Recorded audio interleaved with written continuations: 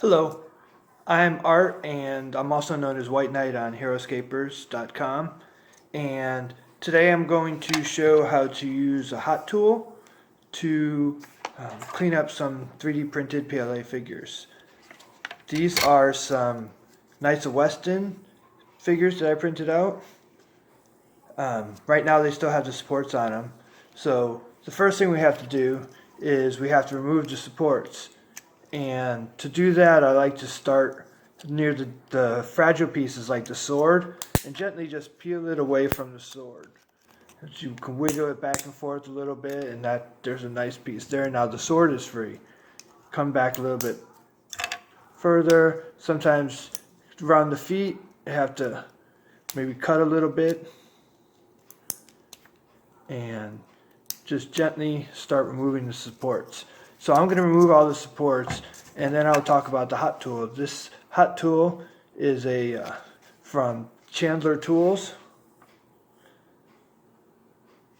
and it is a CTS i30 wood burner, 30-watt wood burner I got off Amazon. So let me go ahead and remove all these supports, and then I'll show you how I use the hot tool to clean everything up. Alright, so now we can see that I was able to remove all the supports from this Knight of Weston. There are some small strings near his helmet, and I sometimes come and just use my little dikes to come and try and clean some of those off. There's some on the sword, you can see some stringy things here. I'll clean those a little bit carefully with this. I did a good job on this one. I didn't break anything. If you do break something, it's not a complete scrap. You can use this nice hot tool, weld things back together. It's really easy. If you have two pieces that are apart, you can just heat them up on the hot tool, put them together, let it cool down for a little bit, and it's pretty much stuck together now. I didn't let it cool all the way. You can see it's stretchy, but if you let it cool all the way, you can weld things back together. So now that I clipped as much as I can, let's just start with the sword, and I'll just run the tool over it for a little bit. Try and go quickly, because and I only do it for a short while, because if I do it for too long, the sword will start to get bendy, because the whole thing heats up. So I'll do the sword for a little while, and then if you look underneath, I don't know if you can see, but there's some rough spots where all the supports were. And I'll just come in with the hot tool, just nick them carefully. Anything that sort of looks white and feathery, just come in and nick it quickly.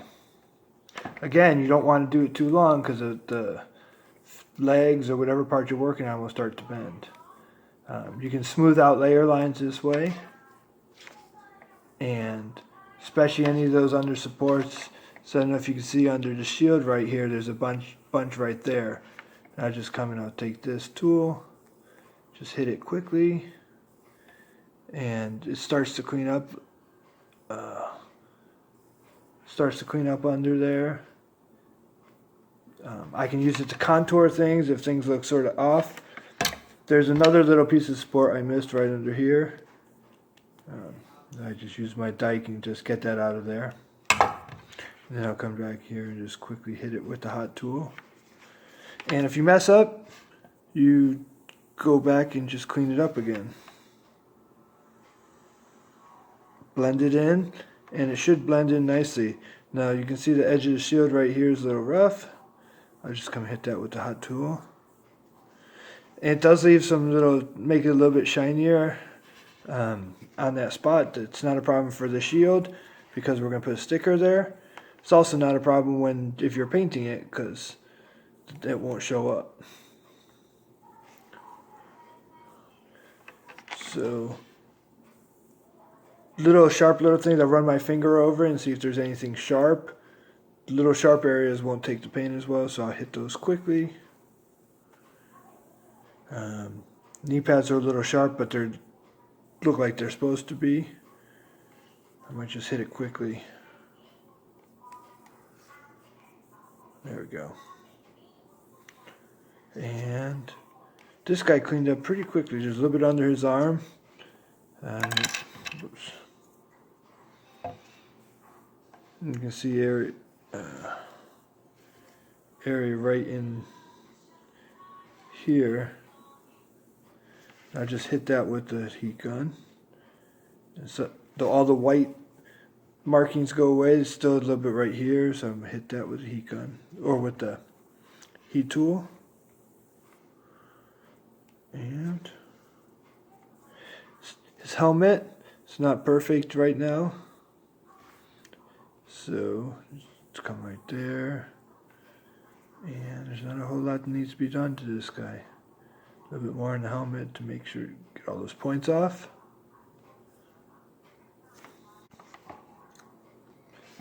So I only did a little bit of the sword before, so I'm going to come back and just run over it again and then let it cool and then keep running back over it until I smooth everything out. You don't want to do it all in one pass because, like I said, it'll get soft and then it'll start to deform and then you'll have to hold it in place. And just be careful not to burn your fingers when you do that. Also be careful of this tip, it's very hot. And so I just go through everything, just make sure there's nothing, run my fingers over and make sure there's no really sharp points underneath. Maybe get the hilt a little bit, blend everything in. Make sure the sword looks like a sword.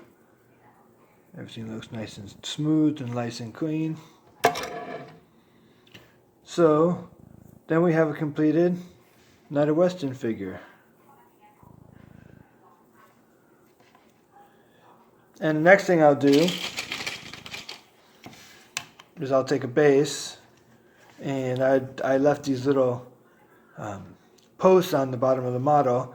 I put it on in Blender, and that way I can drill 2 holes in the base, fit this in there, allows me to paint it, and then I'll take this off, put a sticker on it, poke through the holes, put this on here. I'll come back, stick these posts into the holes, come back on the other side with my hot tool once it's all together, and I'll weld the feet to the base. They're both PLA, so they should weld together. Doesn't matter about the color smearing because it's going to be on the bottom of the base and we'll never see that. And so then we'll have a sticker on there, we'll have a knight on there, and I do that after I paint the knight so I don't get the sticker painted. So there's a completed Knight of Weston. And I'm going to repeat the exact same thing for these other 3 knights. And just let me know if you have any questions.